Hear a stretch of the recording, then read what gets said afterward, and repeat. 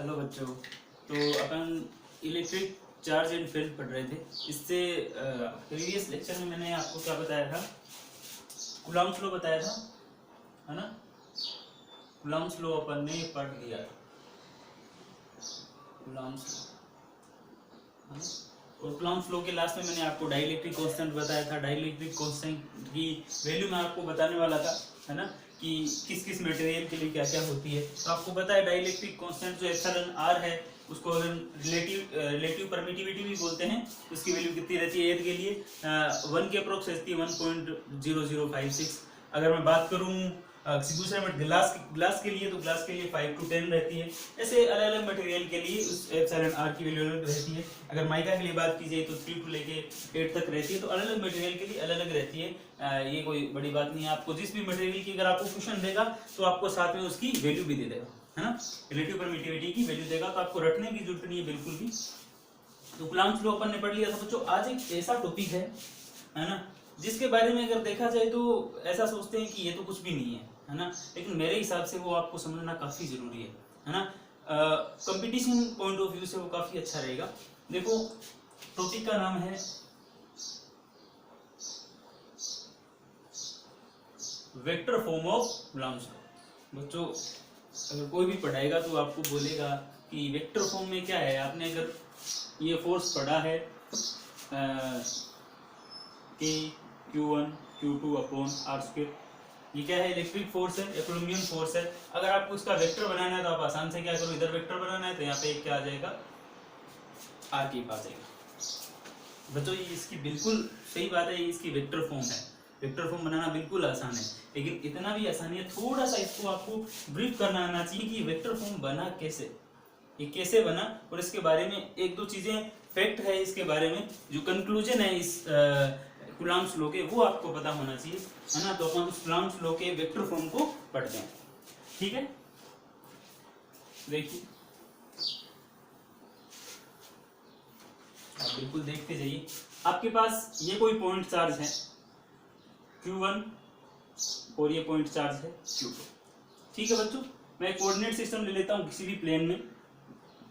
ये मान लो x direction है, ये y डायरेक्शन है, एक्स वाई प्लेन है। अगर ये Q1 है तो Q1 के लिए मैंने क्या कर दिया, इस जो भी मेरा सेंटर ऑफ रेफरेंस था उससे मैंने इसकी डिस्टेंस ले ली, क्या, R1 बच्चों, ठीक है। और इस Q2 के लिए इस रेफरेंस से Q2 पॉइंट चार्ज से रेफरेंस पॉइंट से डिस्टेंस कितनी ले ली, Q2। मेरे हिसाब से समझ में आ गया होगा आपको ये चीज। तो अब क्या किया बच्चों, मैंने इस Q1 को Q2 से, आपको पता है जो R डिस्टेंस थी, R वो क्या थी, दोनों पॉइंट चार्जेस के बीच की डिस्टेंस थी R। तो बच्चों देखो, इस R डिस्टेंस है इन दोनों के बीच में, और Q1 और Q2 आपको पता है दो पॉइंट चार्ज है ना, तो उनके बीच में फोर्स लगेगा।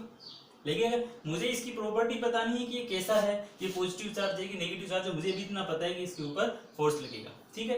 अगर मैं इस डायरेक्शन में फोर्स की बात करता हूँ, इस डायरेक्शन में अगर फोर्स की बात करता हूं, तो इस डायरेक्शन में फोर्स लगेगा किसके ऊपर, Q1 के ऊपर फोर्स लगेगा, 1 के ऊपर, किसकी वजह से, 2 की वजह से, है ना। जिसके ऊपर फोर्स लगेगा उसको मैं पहले लिखूंगा, जिसकी वजह से लगेगा उसको मैं क्या लिखूंगा बाद में। तो 1 के ऊपर फोर्स लगा किसकी वजह से, 2 से। एक फोर्स इधर की तरफ भी लगना चाहिए, किस पे लग रहा है, 2 पे, किसकी वजह से, 1 की वजह से। क्योंकि चार्जेस मैंने आपको बताया था, अपने सराउंडिंग में जो भी चार्जेस होंगे उनको क्या करेंगे, अफेक्ट करेंगे, उसके ऊपर कोई ना कोई फोर्स अप्लाई करेंगे। बच्चों, सबसे बड़ी बात कि कूलॉम्स लॉ का आपको वेक्टर फॉर्म पढ़ना क्यों पड़ रहा है। हर इक्वेशन का तो आप वेक्टर फॉर्म नहीं पढ़ते हो बच्चों, इसलिए पढ़ना पड़ रहा है आपको इसका वेक्टर फॉर्म, क्योंकि फोर्स है वो कैसी क्वांटिटी है बच्चों, वेक्टर क्वांटिटी। 3 टाइप की क्वांटिटी आपने पढ़ी होगी, स्केलर, वेक्टर और टेंसर, है ना। टेंसर बिल्कुल नया नाम है, कभी आपको इसके ऊपर अलग से बताऊंगा। टेंसर जैसे स्ट्रेस होता है वो कैसी क्वांटिटी होती है, टेंसर होती है। आपने स्केलर और वेक्टर तो पढ़ा होगा, लेकिन टेंसर एक नया है, नया तो नहीं है तो पुराना, लेकिन आपने सुना नहीं होगा क्योंकि कोई ज्यादा बताता नहीं इसके बारे में। तो देखो, फोर्स वेक्टर क्वांटिटी, इसलिए अपने को इसको वेक्टर फॉर्म पढ़ने की जरूरत पड़ रही है। तो मैंने सिंपल सा क्या ले लिया, एक कोऑर्डिनेट सिस्टम लिया, रेफरेंस प्लेन लिया है, उसके अंदर मैंने दो पॉइंट चार्ज ले लिए, उनके बीच की डिस्टेंस r है, और Q1 चार्ज की रेफरेंस पॉइंट से डिस्टेंस कितनी है, R1। ये r लिखा है मैंने, अगर किसी को समझ में नहीं आए तो बच्चों ऐसे लिख देता हूँ, कंफ्यूज मत होना बिल्कुल भी, क्योंकि एक क्लास कंफ्यूजन की नहीं है, डाउट क्लियर करने की है, ठीक है। और ये कितना है R2। ठीक है, अब देखो ये R1 है, ये R2 है, और ये जो आपके पास R डिस्टेंस है, कौन सी डिस्टेंस, R डिस्टेंस है, तो क्या मैं अगर ये फोर्स है K Q1 Q2, एक आप बात बताना, मैंने आपको थोड़ी देर पहले बताया था कि आप किसी भी कोई भी आपके पास फॉर्मूला उसको आप वेक्टर फॉर्म में कन्वर्ट कर सकते हो, है ना। सिंपल सा तरीका, आप अगर आप उसके ऊपर वेक्टर लगाते हो तो सामने क्या कर दो, उस पोजीशन वेक्टर का आप क्या कर ले लो, आर के ले लो, है ना। ये तो मैंने बताया था, लेकिन ये तो रटने वाला तरीका हुआ ना, समझने का तरीका देखो। अब ये जो आर डिस्टेंस है वो किस किस के बीच में डिस्टेंस है, 2 और 1 के बीच में, चार्ज के बीच में। क्या मैं इसको ऐसा लिख सकता हूँ, R21 लिख सकता हूँ बच्चों, क्योंकि दो चीजें हैं यहाँ पे, एक तो R21 और एक होता है R12। दो चीजें अपन लिख सकते हैं, क्योंकि यहाँ पे फोर्स कितने लग रहे हैं, F21 और F12, दो टाइप के फोर्स लग रहे हैं ना। तो अगर मैं यहाँ पे इस R12 और R21 की मुझे वैल्यू निकालनी आनी चाहिए, तो बच्चों अगर मैं R12 की बात करूं तो R12 क्या होगा, R1 माइनस R2। और बच्चों आपके पास 1 और 2 दोनों R1, क्योंकि आप इस R12 की वैल्यू क्या कर सकते हो, आसानी से निकाल सकते हो, क्योंकि आपके पास R1 वेक्टर और R2 वेक्टर की वैल्यू है। ऐसे अगर आपको R21 निकालना हो तो वो भी आप फाइंड आउट कर सकते हो, R2 माइनस R1। ठीक है बच्चों, आप पोजीशन वेक्टर की वैल्यू तो आप आसानी से निकाल सकते हो, कोई दिक्कत वाली बात नहीं है। लेकिन भैया ये केप क्या है, ये इस आर के ऊपर आपने टोपी कैसे लगा दी, ये टोपी क्या है बच्चों, ये आर केप क्या है, इसको बोला जाता है R vector upon R vector का मैग्नीट्यूड, है ना। इसको बच्चों यूनिट वेक्टर बोला जाता है ना। यूनिट वेक्टर जैसे 1 से 2 के ऊपर अगर कोई जैसे R1 से R2 जाऊं या Q1 से Q2 की तरफ अगर मैं डायरेक्शन लूंगा तो आर केप वेक्टर को शो करेगी, और वो आर वेक्टर अपॉन किसी भी वेक्टर का अगर आपको यूनिट वेक्टर निकालना है, कोई भी हो, ए वेक्टर, टू आपने पढ़ा होगा एक बार, ए केप, तो क्या लिखते थे, ए वेक्टर अपॉन ए वेक्टर का मैग्नीट्यूड। ठीक है, ऐसे आपने काफी इसमें पढ़ा होगा। तो ये आर केप क्या होता है, R vector upon R vector का मैग्नीट्यूड। ठीक है बच्चों, तो अब मैं कोशिश करता हूं क्या फाइंड आउट करने की, अगर मुझे F12 निकालना है ना, मुझे कौन सा फोर्स निकालना है, F12। आपको पता है वेक्टर फोर्स F12, तो F12 होगा क्या, K Q1 Q2, और ये अब की बार R वेक्टर होगा, अब की बार R केप होगा, लेकिन R केप कौन से वाले का होगा, 12 का, क्योंकि मैंने यहाँ पे कौन सा फोर्स लिया है, 12, और अपॉन R12 तो ये बात आपके समझ में आई यानी है, क्योंकि जब मैंने फोर्स 12 लिया है तो मैंने हर जगह क्या लिया है, देखो 12 लिया है, क्योंकि मैं कौन से वाले फोर्स की बात कर रहा हूँ, इस 1 के ऊपर 2 की वजह से, इस चार्ज Q2 की वजह से फोर्स लगा, उसको मैंने क्या लिया है, F12 नाम दिया। तो बच्चों अगर इतना आपको समझ में आ गया तो आप इसको क्या लिख सकते हो, F12 equals to K Q1 Q2। अब R12 की जगह आप क्या लिख सकते हो, R12 की जगह R के 12 है ना, R के 12 होगा, इसकी जगह अपन क्या लिख सकते हैं बच्चों, जल्दी जल्दी बताओ, R12 वेक्टर अपॉन R12 का मॉडुलस। ठीक है, और R12 को अपन एक चीज और लिख सकते हैं, क्योंकि R12 वेक्टर क्या है, R1 vector minus R2 vector.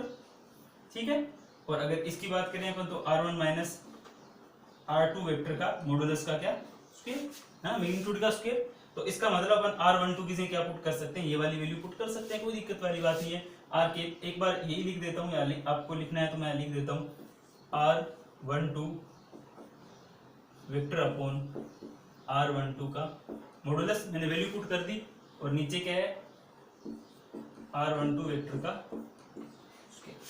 ये बच्चों आपको बात समझ में आ गई होगी, कुछ भी नहीं किया मैंने, R12 केप की यहाँ पे थोड़ी सी वैल्यू एक्सप्लेन की है, और यहाँ पे मैंने R12 केप की वैल्यू मैंने पुट की है, वेक्टर अपॉन उसका मॉडुलस, ठीक है, इसका मैग्नीट्यूड।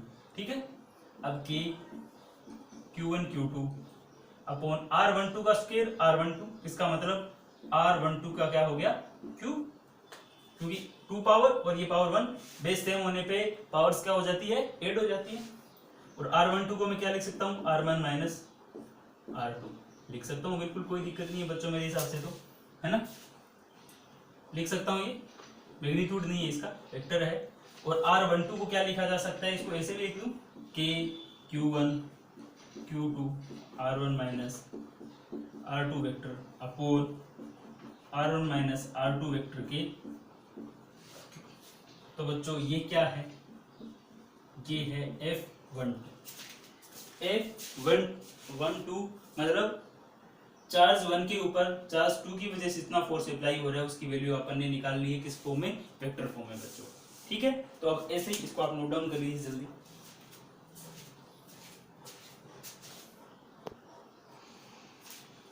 तो बच्चों आपने F12 तो निकाल लिया, F21 की वैल्यू निकाल के देखो बच्चों कितनी आएगी। आप सेम एज इट इज ऐसे करोगे, बस 21 में क्या होगा, 21 में R2 माइनस R1 हो जाएगा। अगर 21 में करेंगे तो R2 minus R1 vector upon R2 minus R1 का मैग्नीट्यूड, यही होगा बच्चों। तो F21 की अगर वैल्यू निकालोगे, सिमिलर है बिल्कुल, कुछ भी चेंज करने की जरूरत नहीं है। बस जो चीज चेंज होगी मैं आपको बता देता हूँ कि Q1 Q2, ठीक है, और इधर है R2 minus R1 vector upon R2 minus R1 vector के मैग्नीट्यूड का क्यूब। तो बच्चों गौर से देखो इन दोनों को, एक आपके पास ये फोर्स था ये वाला, और एक आपके पास ये है। अगर मैं R2 vector minus R1 vector का मैग्नीट्यूड निकालूंगा तो बच्चों हमेशा क्या आएगा, मैग्नीट्यूड है तो पॉजिटिव आएगा। R2 माइनस R1 करूं या R1 माइनस R2 करूं, मैग्नीट्यूड दोनों का क्या आएगा बच्चों, सेम। ठीक है बच्चों, ये बात तो बिल्कुल समझ में आ गई कि दोनों में सेम है, Q1 Q2 दोनों में सेम है। फर्क है R1 माइनस R2 और R2 minus R1। R1 minus R2 की बात करूं या R2 माइनस R1 करूं, ज्यादा से ज्यादा क्या हो सकता है, साइन ही तो चेंज होगा, साइन ही चेंज हो सकता है इसमें, और क्या हो सकता है। इसका मतलब बच्चों अगर मैं F12 का फोर्स की बात करूं या F21 की बात करूं, अगर दोनों का मैं मोड ले लूं तो हमेशा दोनों क्या रहेंगे, इक्वल रहेंगे। ये बात इस वेक्टर फॉर्म की सबसे अच्छी है, ये आपको पता होना चाहिए कि बच्चों ये आया कैसे। आपने ये प्रूव करके बता दिया है कि F21 और F12 दोनों इक्वल रहेंगे। क्यों रहेंगे, आपने देख लिया कि ये वाली चीज इक्वल रहेगी, इससे ज्यादा से ज्यादा क्या होगा, साइन चेंज हो जाएगा। क्योंकि अगर मैं बात करता हूँ यहाँ पे 2 माइनस 1 है, यहाँ पे 1 माइनस 2 है, ठीक है, देखते हैं दोनों क्या होता है। अगर 2 माइनस 1 है तो 1 माइनस 2 है तो माइनस 1। अगर दोनों का मोड ले लूंगा तो बच्चों क्या आ जाएगा, जब मैंने दोनों का मोड ले लिया तो दोनों देखो मैग्नीट्यूड तो दोनों के इक्वल ही है ना, मोड लेने के बाद तो दोनों का मोड अगर लूं तो दोनों फोर्स आपके क्या आए हैं, देखो इक्वल आए हैं बच्चों, है ना। तो यही आपका क्या है, वेक्टर फॉर्म है इसका, कूलम्ब्स लॉ का, जो मैंने ये दोनों फॉर्मूले आपको बताए हैं। लेकिन बच्चों एक बहुत ही अच्छी बात, तो एक आप ये भी बोल सकते हो कि F21 होगा वो माइनस F12 के क्या होगा, इक्वल होगा। क्योंकि R1 minus R2 R2 minus 1 तो माइनस कॉमन आ जाएगा, माइनस कॉमन आ जाएगा तो माइनस F12 हो जाएगा। कोई दिक्कत वाली बात है, बिल्कुल भी कोई दिक्कत वाली बात नहीं है। मोड की बात करोगे तो इक्वल रहेंगे, और अगर मोड नहीं लोगे तो क्या हो जाएगा, बस माइनस, मतलब फोर्स क्या होगा, जस्ट उसके अपोजिट होगा, है ना। लेकिन होगा बिल्कुल, मैग्नीट्यूड बिल्कुल क्या होगा, इक्वल होगा। तो ये तो बच्चों बात थी। अब एक इंपॉर्टेंट चीज और, कुछ फैक्ट की बात करें अपन, कुछ इंपॉर्टेंट फैक्ट की बात करें, जो अक्सर कूलम्ब्स लॉ तो खत्म हो जाता है लेकिन वो फैक्ट्स रह जाते हैं, और फैक्ट्स आपको पता है कभी चेंज नहीं होते हैं। फैक्ट्स को आपको पढ़ना ही होगा, फैक्ट्स याद रखने ही होते। देखो फैक्ट क्या है, सबसे पहली बात, जब मैंने कूलम्ब्स लॉ से पहले electric charge and field start किया था तो मैंने आपको बताया था कि ये किसकी ब्रांच है, इलेक्ट्रोस्टैटिक्स की। इसका मतलब जो आपका पॉइंट चार्ज लिया आपने वो हमेशा बच्चों रेस्ट में होना चाहिए। मतलब कूलम्ब्स लॉ कहाँ पे एप्लीकेबल होगा, केवल जब आपके जो चार्जेस हैं वो क्या हो, रेस्ट में हो। अपन भूल जाते हैं कई बार, अपन कूलम्ब का फोर्स देखते हैं ऐसे लगते हैं तो यूनिवर्सल हो गया भाई, जहां मन किया वहां लगा दिया, ऐसा नहीं है। जब आपके चार्जेस किस में हो, रेस्ट में हो, तभी होगा, मोशन में नहीं होना चाहिए बच्चों। मोशन में होने से ऐसा क्या हो जाता है कि अपन उसके ऊपर कूलम्ब्स लॉ अप्लाई नहीं कर पाते बच्चों। जब चार्ज आपका मोशन में रहेगा, चार्ज आपका क्या है, मोशन में है, दौड़ रहा है, किसी भी वेलोसिटी से मोशन में है, इसका मतलब उसके आसपास मैग्नेटिक फील्ड प्रोड्यूस हो जाएगा। और आपको पता है अगर मैग्नेटिक फील्ड प्रोड्यूस हो जाए तो वहाँ पे एक मैग्नेटिक फोर्स भी लगेगा। और बच्चों जब मैग्नेटिक फोर्स लगेगा तो क्या आप कूलम्ब फोर्स को अच्छे से मेजर कर पाओगे, क्या आप कूलम्ब्स लॉ लगा पाओगे, तो बिल्कुल नहीं। इसलिए आप क्या करोगे, वहाँ पे मैग्नेटिक फोर्स है वो आपको दिखेगा, तो इसलिए वहां पे ये एप्लीकेबल नहीं होगा बच्चों, है ना।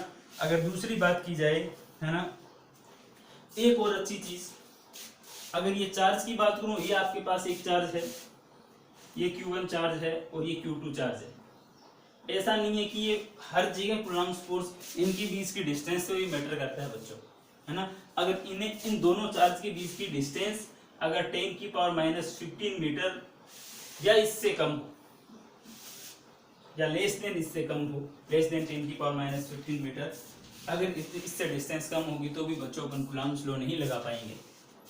सोच के बताइए बच्चों, ऐसा क्या है कि अपन इतनी कम डिस्टेंस होगी तो नहीं लगा पाएंगे? इसलिए नहीं लगा पाएंगे कि वहां पे एक फोर्स और एक्टिव हो जाएगा जिसका नाम है न्यूक्लियर फोर्स, क्योंकि न्यूक्लियस के अंदर एक बहुत स्ट्रॉन्ग फोर्स होता है। क्योंकि अगर अपन किसी भी एटम की न्यूक्लियस की बात करें तो उसकी जो रेडियस होती है वो 10⁻⁻15 के आसपास ही अपन लेते हैं, और वहां पे एक बहुत ही स्ट्रॉन्ग फोर्स एक्टिव होता है ना। वो स्ट्रॉन्ग फोर्स कौन सा होता है? जो न्यूट्रॉन को प्रोटॉन को आपस में बांधे रखता है, क्योंकि न्यूक्लियस के अंदर लगता है, तो वहां पे आप ये अप्लाई नहीं कर पाओगे बच्चों, है ना। तो ध्यान रखना दोनों जगह। तीसरा एक फैक्ट और ले लेते हैं, ये फैक्ट 1 मैं थोड़ा सा उल्टा सीधा लिख लेता हूँ लेकिन आप समझ जाया करो।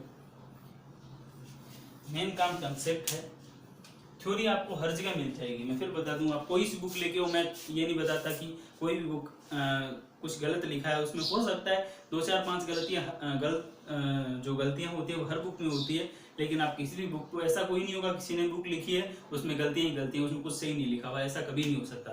अगर कोई बुक पब्लिश हुई है तो उसमें बहुत सारी अच्छी चीजें होगी, तो अब गलतियां होगी, मैं जो पढ़ रहा हूँ उसमें से आपको बता दूंगा कि गलतियां हैं, उसको सुधारेंगे भी अपन, है ना। तो हो सकता है मिस्टेक हो जाती है, बहुत बार कंप्यूटर से मिस्टेक हो जाती है, बार ह्यूमन एरर भी तो होती है, क्योंकि आप जब एरर पढ़ोगे तो आप देख सकते हो उसमें अपन एरर, खुद ह्यूमन एरर भी होती है उसके अंदर, है ना। तो ऐसा कुछ नहीं है।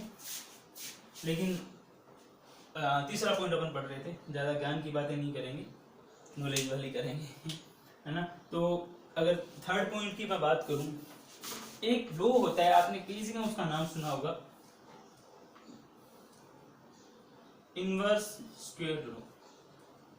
ये बहुत जगह आपको ऐसा दिख जाएगा, आपने ग्रेविटेशन पढ़ा होगा तब भी आपने देखा होगा, है ना, कि ग्रेविटेशनल जो फोर्स है आपका वो इनवर्स स्क्वायर लॉ को फॉलो करता है ना। और कूलम्ब लॉ में जब बुक पढ़ोगे तब उसमें लिखा होगा कि ये इनवर्स स्क्वायर लॉ को फॉलो करेगा। बच्चों ये इनवर्स स्क्वायर लॉ से क्या है? देखो बहुत आसान सी बात है, अगर कोई भी फोर्स हो आपका, अगर वो उनके बीच की डिस्टेंस के स्क्वायर के इनवर्सली प्रोपोर्शनल हो तो उसको अपन क्या बोलते हैं? Inverse square law. कोई जरूरी नहीं है कि वो फोर्स ही हो, आप ये मत रटने लग जाना कि फोर्स ही होना चाहिए। कोई भी फिजिकल क्वांटिटी, कोई भी फिजिकल क्वांटिटी अगर बीच के, मान लो किसी के बीच में फोर्स लग रहा है, कुछ और की बात करें, अगर आर स्क्वायर के आपका क्या है? इनवर्सली प्रोपोर्शनल है, तो उसको अपन क्या बोलते हैं? Inverse square law. तो आपने पढ़ लिया कूलम्ब लॉ में फोर्स क्या था? Q1 Q2 upon R square. तो ये इनवर्स स्क्वायर लॉ को फॉलो करता है। एक छोटा सा पॉइंट और है कि अगर दो चार्ज के बीच में फोर्स लग रहा है तो ऐसा नहीं है कि आप दूसरी जगह एक चार्ज और लेके आते हो, वो थोड़ा दूर है उससे, तो वहां वो उसको अफेक्ट नहीं करेगा, क्योंकि जो कूलम्ब फोर्स है वो केवल दो चार्ज के बीच का बात करते हैं, है ना। अगर इन दोनों की बात करें तो केवल इन दोनों की बात करेंगे, ठीक है।